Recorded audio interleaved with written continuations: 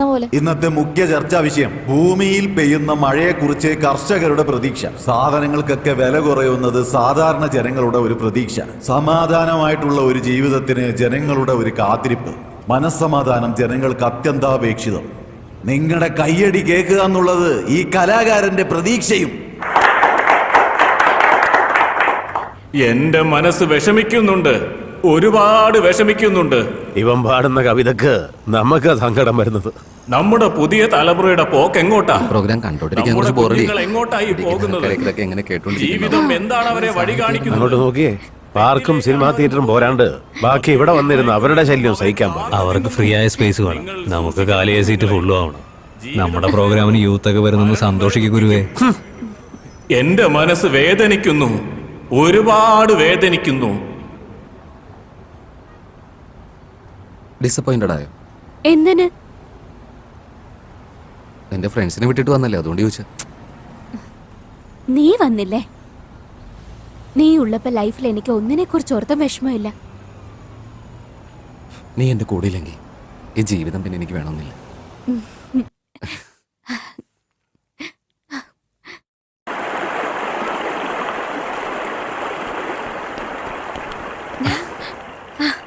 Hi, എന്താ അർജന്റായിട്ട് വരാൻ പറഞ്ഞു?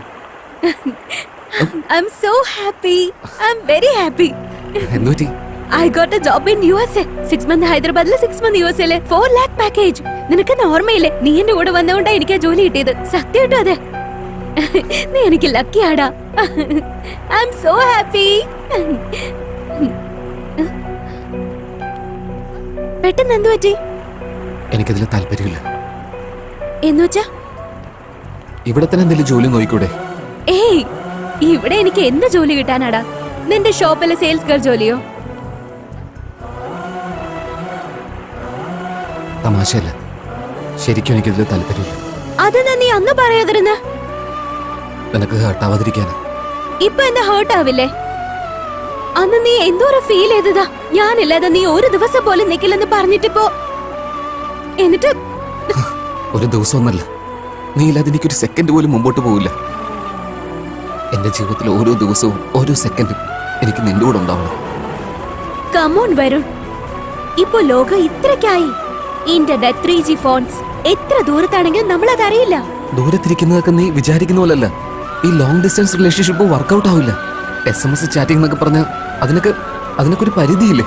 പക്ഷെ നിന്നെ നേരി കാണുമ്പോ എന്റെ മനസ്സിന് എന്തുമാത്രം സന്തോഷമുണ്ടെന്നറിയും. Out of sight is out of mind. അത് ട്രൂ ലവിന് ആവശ്യമില്ല വരുൺ. അങ്ങനെയല്ലടി. ചില ലവ് മാരേജ് ഒക്കെ എന്തുകൊണ്ട് ഫെയിൽ ആവുന്നറിയോ? പ്രേമിക്കുന്ന സമയത്ത് രണ്ടുപേരുടെ മനസ്സിൽ പ്രേമമുണ്ടാവും. ആ സമയത്ത് ഒന്നും മനസ്സിലാവില്ല, എല്ലാം ഹാപ്പി ആയിരിക്കും. ഐസ്ക്രീമിന് ഐസ്ക്രീം, സിനിമയ്ക്ക് സിനിമ, എല്ലാം ഹാപ്പി ആയിട്ടായിരിക്കും പോകുന്നത്. ഒരു ദിവസം വീട്ടുകാർക്കെല്ലാം മനസ്സിലാവും, പക്ഷെ ഇവര് സമ്മതിക്കാൻ പോകുന്നില്ല.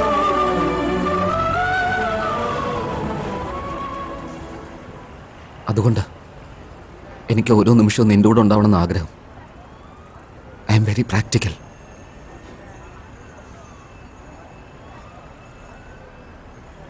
ഒരു തവണ ഗ്യാപ്പ് വന്നു പോയ അതോടെ തീരും.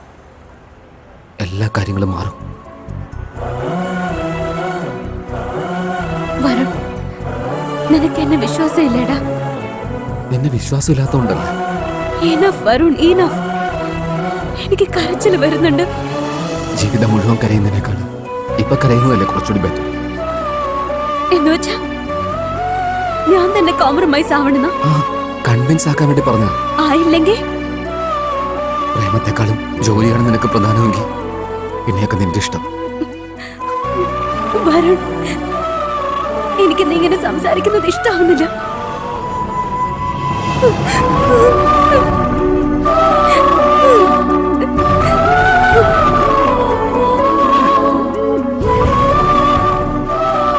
എനിക്കറിയാടി, നിന്നെ പോലെയുള്ള പെണ്ണുങ്ങൾക്കൊന്നും യഥാർത്ഥ പ്രേമം പറഞ്ഞിട്ടില്ല.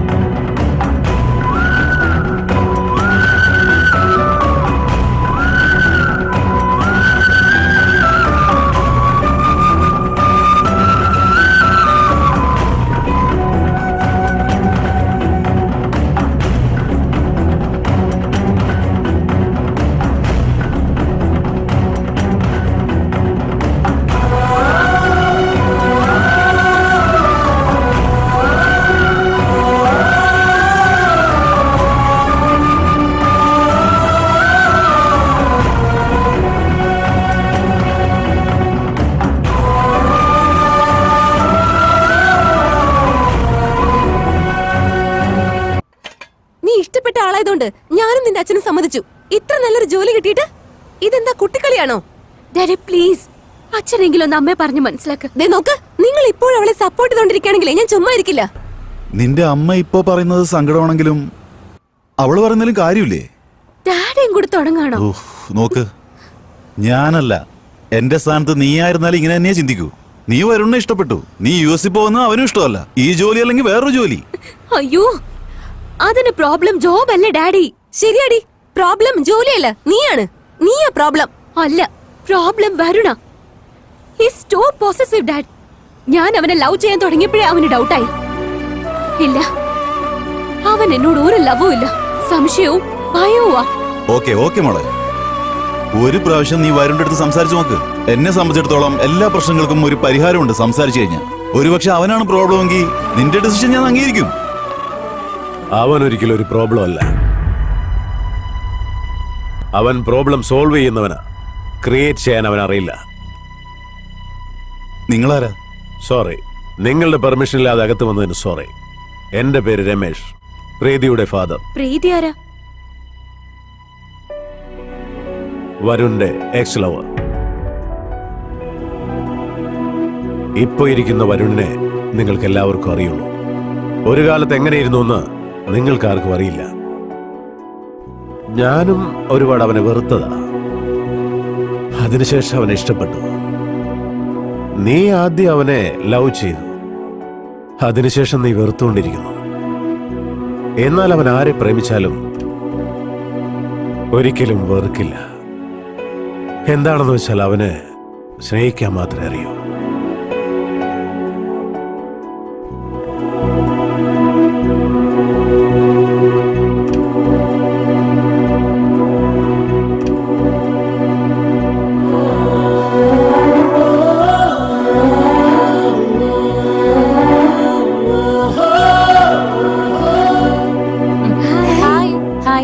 വാടി, നീങ്ങിരിക്കൂ.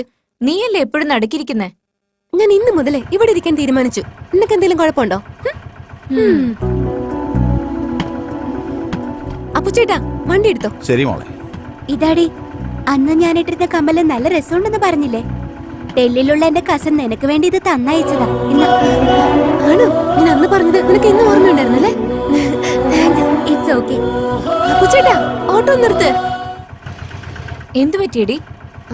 ഞാൻ നടക്കിരുന്നോളാം. നീ ഇവിടേക്ക് മാറിയിരിക്കാമോ? സാരമില്ലടി, അവിടെ ഇരുന്നോ. ഞാൻ പറഞ്ഞത് കേട്ടില്ലേ? നീ അടി വാങ്ങിക്കും. മറ.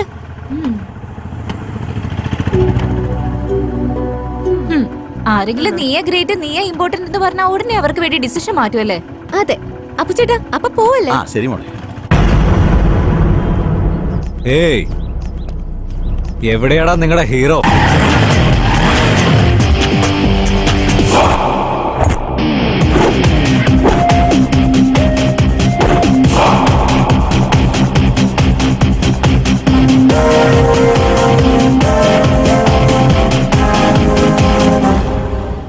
ബെറ്റ് എത്രയാ?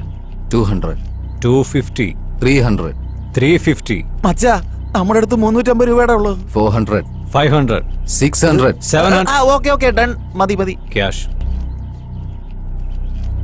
എന്റെ അടുത്ത് 350 ഉള്ളത്, ബാക്കിക്ക് എന്ത് ചെയ്യണം? അത് ഗോൾഡ് ഡ്രിങ്ക് ആടാ. ദാ, നീ ടെൻഷൻ അടിക്കണ്ട. കളിയിൽ നമ്മളല്ലേ ജയിക്കാൻ പോകുന്നത്, അവര് തോക്കാൻ പോവല്ലേ. കാശ് കിട്ടാൻ പോകുന്നത് നമുക്കാടാ, തരാൻ പോകുന്നത് ഇവരും.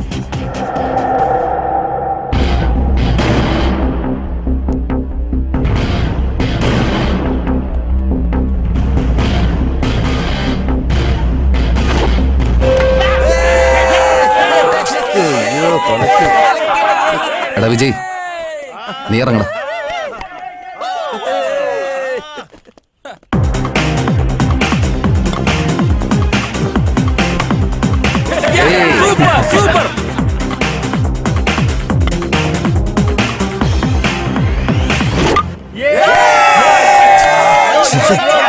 ഇനി ഒറ്റ ഒരു പോവാതിരിക്കാൻ നല്ലത്.